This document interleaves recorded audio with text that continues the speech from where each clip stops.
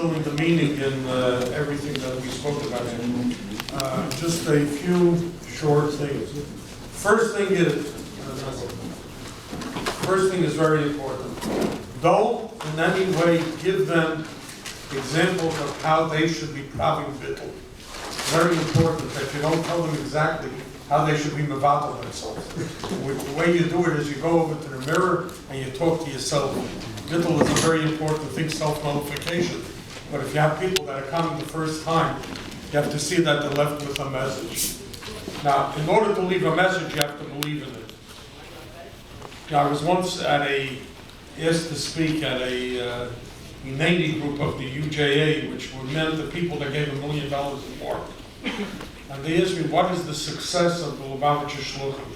So I said, everybody has a DD degree. He says, what do you mean, everybody's a doctor of divinity? I said, no, everybody is a doctor of dedication and devotion. So the dedication and the devotion that you're going to bring to this. Then they asked me what we do. I said, we're all in sales and service. Everybody in life is a salesman. We sell God. If he's marketed properly, if he's packaged correctly, it's a very sellable commodity. So you have to be able to package everything that you're doing and to package it in a way that it is sellable. We're also in service. Everybody services people. We hatch, match, and dispatch. We're here when you're born, we're here when you get married, and then we're here when you have to go to the grave. So this is what people are generally this. But you want them also to walk away with something ma'aseh b'peil. And the ma'aseh b'peil is if you have a younger crowd, or whichever crowd you have, is, and Rabbi Jacobson said it beautifully, but you have to sell them that this is the holiday of education. This is the holiday where the children take the prime focus. And to see that any child that is there get his name, if he doesn't have a Jewish education, see that he is signed up to get the kids magazine, see that there are things that you should be able to continue, that you should be able to get an education. One other thing that's very important, that you pack into your suitcases on top. It doesn't take up a lot of space, but it's very meaningful. You take with you what is called the stewardess smile. What is a stewardess smile? I see it many times. You're at 35,000 feet, and there's a lot of turbulence. And the plane is going this, and people are sitting and holding like this, and someone pulls the stewardess button. And she is walking over, and she is shaking, and she doesn't know if we're going to make it, not going to make it. But when she comes over, she comes with a smile, and she says, what can I do for you? Can I help you? You have to have that stewardess smile you must take with you. Someone could be the biggest nudnik, and he could come and he could be nudging you, and he could be driving you crazy. Don't lose your smile. I mean, you could say something under your breath when he walks away, but Pastor to say something to him. If you could sing a song, "Oy vey Vater, wie werde von dem Vater," what do you call it? Don't show it in any way.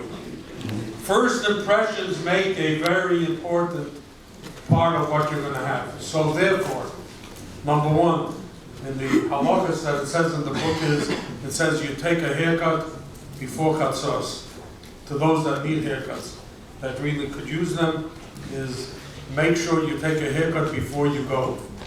Second thing, very important, it's cut your nails, Rabbi, shine your shoes, but more important, take along a dover that is muktzah machmas miyas, but take it with you. It's called a tie. Take a tie with you. Even though, the Rebbe Friedrich ever told Rav Shmuel to wear a tie, so he used to put on he wore a tie, it was like gedreit, and it was the same tie for the same 60 years. But get a tie, because a person takes a look at you, is the way he looks at you the minute he sees you, that is what is going to remain with you. Okay? The way you go dressed. Now the other thing, and now I want to be very, very serious. Your shluchim of the Rebbe, people tend to believe that when you go on shlichus, you could compromise different things. The Rebbe did not compromise. There is things that you could do to make things more palatable, But first, b'chayechem haprotim, you're going to finish, you're going to be tired. So you're going to knock off a Seder, the way we used to have to do it in 20 minutes, from Kaddish till after the fourth kos, to be able to go to the Rebbe's Seder. Remember that it is Yom Tov by you also. And after you finish everything, you should sit down, whatever you did with the crowd, make a Seder for yourself. And be zot medame that you're shluchim of the Rebbe, or chazat avort for Rebbe for zich. And remember that you have a personal achayis of what you're carrying, of what you're taking with you. Also, the compromises that you could think you could make, Hein Legabe, being very friendly with people and all of this. People enjoy a joke, but not at their expense. People think that you're very, very funny, and you say it's in a Stockerei, und das ist gesagt, dass sie dann ein Gleichwertel, and this is what they remember. Don't, under any circumstances, say anything that is capable of insulting somebody. We have lost many a person because somebody made a wise remark. Something funny, something this, all of that is good. The concept of bittul by the Seder is to talk about an individual that things don't really matter to, what do you call it, but when you come and tell somebody, what does bittul mean? You're a nobody. You hear you're a nobody. Nobody wants to hear that. I'll tell you a story. When it was the first Siyum Rambam, let's say with the name, I was on the Vada of the Siyum Rambam, and they decided then that they're going to call each of the Rabbanish organizations to, so from the Agudas Rabbanim was very obvious that it was going to be Rabbi Elbert. And there was the Yivot Rabbanim, but there was the Status Rabbanim, which is the more modern Rabbanim. So who did we decide to take? It was decided that we're going to take, yes, Rabbi Dav Bezdin, who was called the brother of, was an old man, a Bakovidik of. So he asks me, Rav Kotlarski, far wenn gehe ich reden und noch wenn gehe ich reden. Who's speaking before me and who am I speaking before? Because before this and this person, after this and this person, I don't want to speak. I have to speak before him. So I said, I can't really guarantee it. I don't know what's going to be. Anyway, the end result is there were 5,000 people there, and he was called to speak after that individual. So this was Sunday, was the Siyum Rambam. Thursday afternoon, Rabbi Chadakov calls me. And he says to me that he has Yediyas from the Kodesh Brurim that this Rav is very upset that he spoke after this and this person. So did you promise him that he's going to speak before? I said no. In fact, I knew that he wasn't going to, because in the order of sequences, that person that was going to speak before. So I said, what did you tell him? I said, I'll give it over to the organizers. And he tells me, he says, he never wants that you should call him a being Matthias. So I said, good, I'll call him. He says, no, you'll call from here. So I pick up the phone to call, and obviously the Rebbe is on the line. I said, give me 2 minutes, and let me just think what I'm going to say. Anyway, I get on the line, and Rav Steinberg, some Moshe Kotlarski, Ui, Rabbi Kotlarski, bin ich aufgeregt dabei. I said, ich sage jetzt, Rav Steinberg ist ein sehr Rabbi der Kirchen, die größte Covid-Frage, weil jener hat gemisst weggehen, und man hat nicht gekannt, and this. And I started, says, Telitzim sollte losen für ein Zweiten. Then he says to me as follows, jede Yid sagt, dreimal atur, Shmoynes, viermal atur, Rosh Chodesh Yontif, und 5-mal atur Yom Kippur.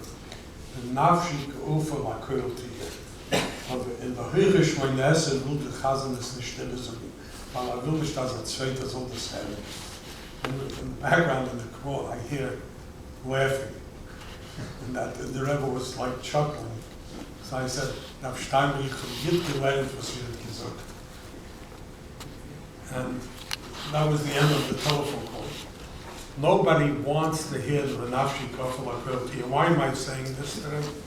Because last year we got 2 emails from 2 individual people in 2 separate places where people took the liberty of Areinsagen. And we heard it back from a person that was there and the negative impact that it made. So the nafshi kafel akril tiyah, say to yourself, don't bring it out. The other thing that you must understand is, like you heard from Rabbi Jacobson, that unlike some American shluchas, where you have to make a lot of telephone calls to set up appointments, and certain times you can't visit people. Here, from the time that you are going till the time that you come back, is a time in which you have to be, you can be, and should be totally immersed in the shlichus. You have to remember that if you can get people to come to a second seder, even if it's a small one in your hotel room, if you could get people to sit down by come in the morning to daven, a minyan is not necessarily 10 people. A minyan is the 10 kekas hanefesh. If 2 people show up, daven with them. These are people that don't know. And bear in mind that many of the snifim and shluchim went out to cities that started because of Merkish shlichus, because of the seder. And you don't know the impact that you're going to make.